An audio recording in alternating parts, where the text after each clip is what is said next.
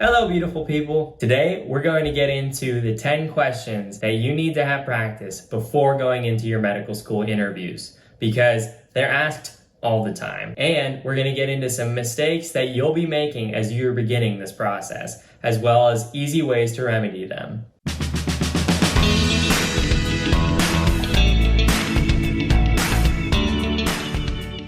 Question number 1. Why do you want to be a doctor? Obvious enough. Yeah? For this, you should have some shorthand version of your personal statement, which probably tells this story. Read over this part of your app and practice this question on camera. Question number 2 is tell me about yourself. This is something that comes up in job interviews as well, but typically it's recommended that you answer this differently than if you were actually in a job interview. In a job interview, you're trying to sell yourself, which you're not doing here. I always thought this was one of the most difficult questions during this process. First, answer the question as if somebody asked you at a cocktail party, minus the fact that you might have had a few drinks. Describe yourself and what you like to do, as well as the things that bring you to medicine. Don't give them why you're going to be a great doctor, and don't tell them your journey to medicine. Tell me about yourself should be translated into your mind, into what do you like to do for fun, and what are some things you're passionate about. This means you're going to discuss things you like to do, where you live, and something that gets you going, which comes across as positive to the admissions committee. It's fun to hear something someone is stoked on, and it's fun to talk about it too. Question number 3, how would your friends describe you? Hint, not lazy, partier, or wild card. This is obviously to understand your humility and perspective taking. Your friends have watched you go through the pre-med process, so they probably understand how you're hardworking, and perhaps they know about your volunteer work, so they know that you're compassionate. Don't overfocus or lavish yourself in praise during this period. Question number 4. In 10 years, where do you plan to be? This is to see how realistic you are and if you understand the medical school process. Based on the career you're interested in, it may not be possible to be where you'd like to be in 10 years. Figure out what may be realistic. Remember, prospective surgeons, you have medical school, 4 years, residency, like 3 or 4 years, a couple of years in fellowship training. If you're looking for a private practice, running a clinic, or to be a high-ranking member in a hospital, it's pretty unrealistic to think that you're going to be doing that in 10 years' time. Question number 5. What is a challenge you have overcome? And what did you learn about yourself from it? Thankfully, you're going to write about this so much in your secondary essays.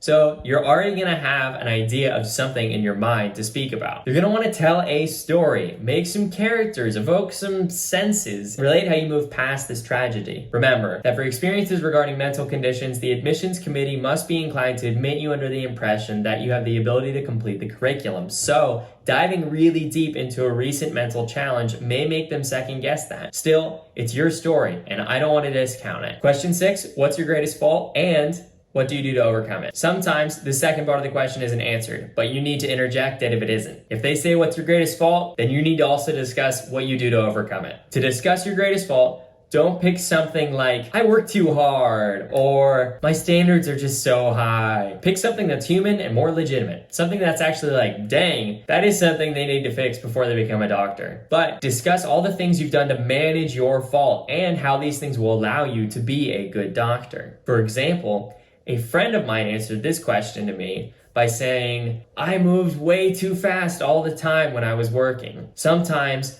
I wouldn't do as thorough a job as I needed to do because I always felt the need to rush through my tasks. Every now and then I would make a mistake because I was moving too quick. To deal with this, I make checklists to ensure I go through all of them before moving on. That way I can work efficiently while keeping the quality of my work high. Question number 7.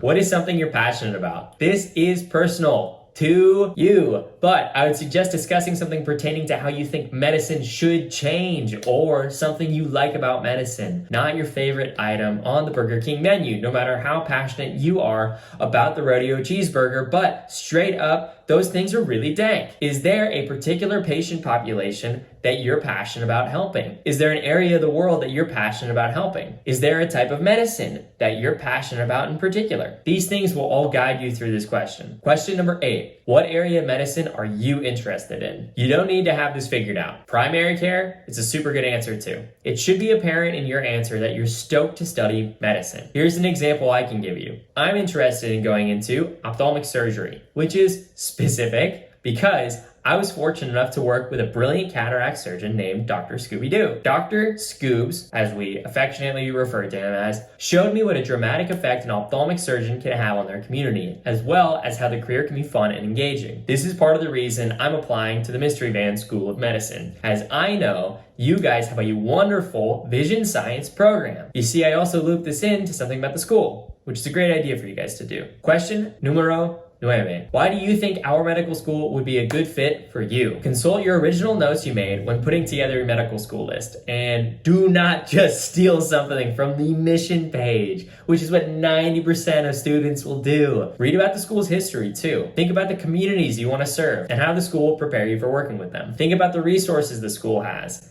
Think about what career paths you're interested in and what the school actually has to help you pursue it. Maybe you should also check out the school's statistics. See what kind of graduates they make a lot of the times and what residencies people actually match into from these schools. Do they have high surgical graduation rates? Do they have high primary care graduation rates? Students who are in-state for a medical school, you lucky sons of guns. If they're heavily accepting in-state applicants, don't think you are a shoo-in. I know people with great stats who didn't get into their state schools because they didn't think through the question of why they wanted to go there. There has to be more of a reason that you want to go to the school than just because it's in your state, right? So do your research too. Question number 10.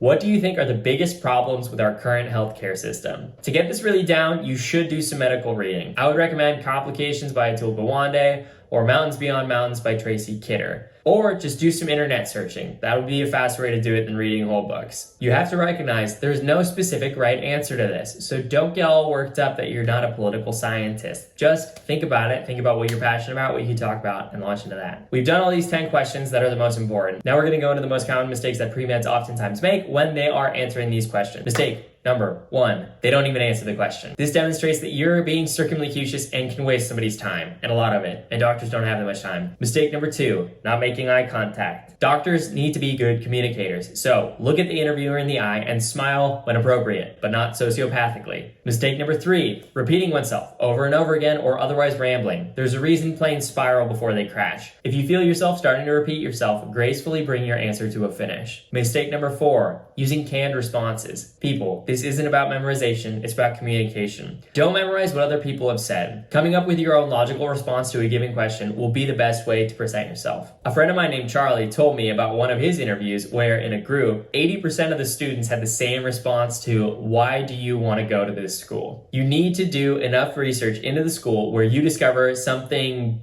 really deep about the school, something personal, something that you're looking forward to. Dig into the statistics of the school on AMSAR. Get into the different labs and departments that they have. Take notes while you're doing it. Mistake number 6, pretending you definitely know the objective answer to a controversial question. Your patients are going to come from a variety of backgrounds. They're going to be conservative, they're going to be liberal, they're going to have different ages and ethnicities and countries of origins. Be prepared to demonstrate that you can understand opposing viewpoints and work with patients of any background. This sometimes means acknowledging that there's another way of looking at things before you proceed to answering the question, and then looking at the two different ways to look at the question. This will demonstrate that you're actively thinking about an answer to the question instead of just parroting whatever you believe in. Mistake number 7, not having an informed question. This relates to why you want to go to that school. I personally like positive questions, like what's your favorite part about the school's community? What's something you love about this school, which most people don't know about? A question I got from Dr. Gray at Med School HQ, which you should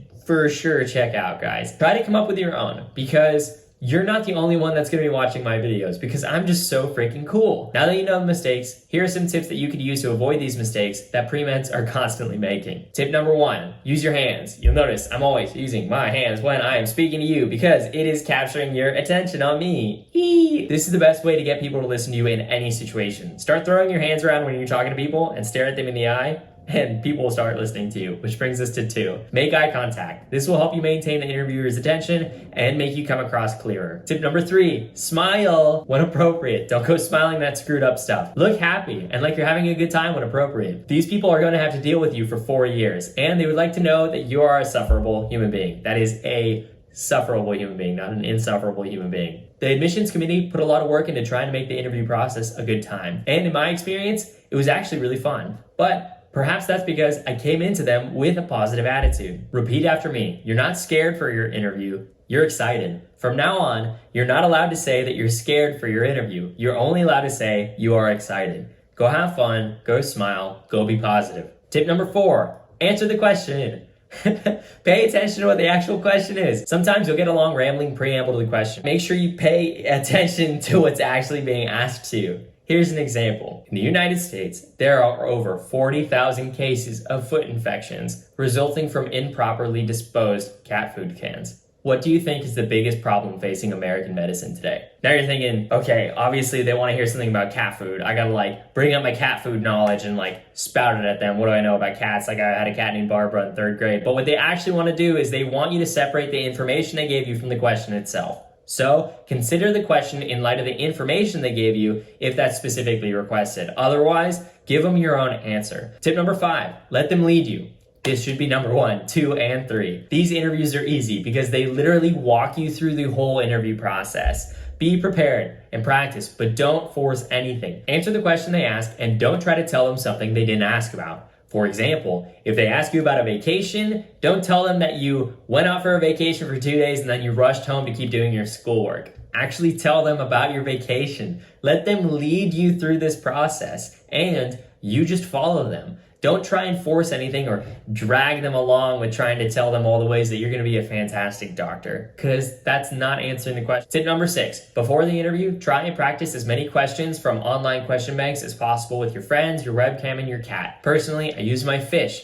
I don't have time for a cat, but take your pick of your captive audience. This isn't about memorizing. It's about practicing your skill of answering questions on the fly concisely. Tip number 7, be concise. First, answer the question, then explain why.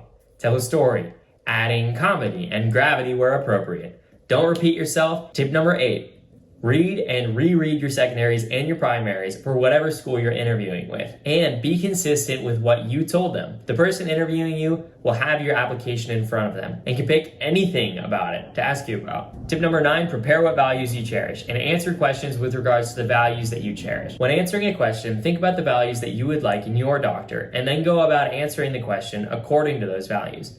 For example, how would somebody who's compassionate and cares about diversity and inclusion and equity and is also forward-thinking would look at this? That is really what these questions are getting at.